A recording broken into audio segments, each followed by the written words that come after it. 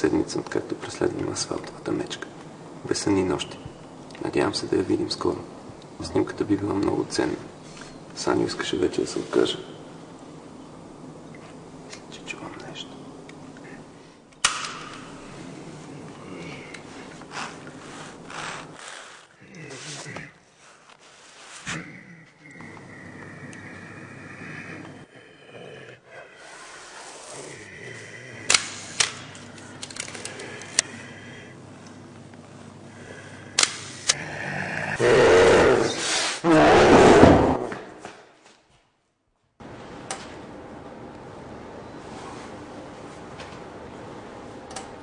Здравей, Саню!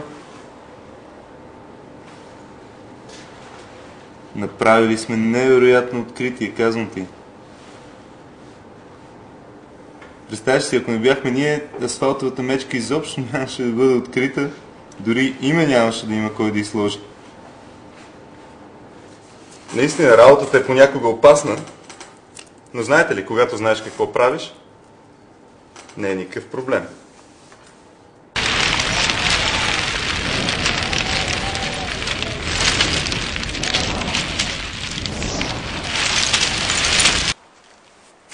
Трети ден.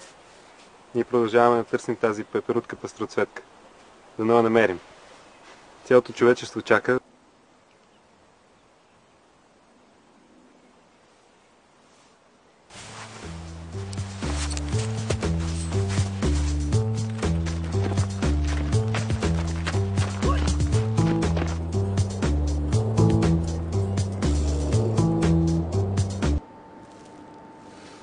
Здравейте! И сте вече тука. Всички говорят, че нямало нови видове. Това е пълна грешка. Те са навън. Във всеки път, в който изляза, аз намирам или нов вид, или някой стар. Но винаги намирам нещо. Защото те просто са навън. Хората ме питат, къде, как го правите? Истината е в това, че не си затварям очите.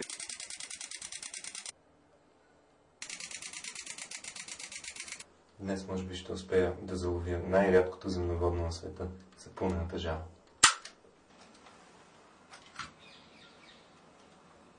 Саню.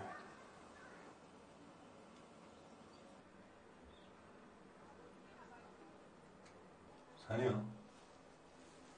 Нещо не е като хората, бе, пич. 教授、もうダメですよ。やってられないな。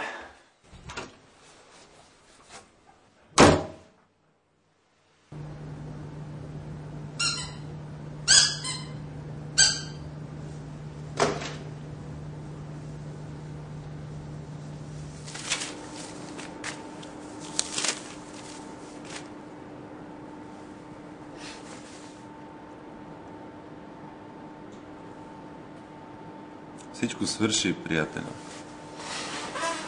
Нямаме вече място на този свят. Нямаме нито какво да изследваме, нито какво да записваме. За какво му трябват на света изобщо изследователи и учени? Знаеш ли, ние сме от мираж вид, като птицата Додо, торбестия вълк.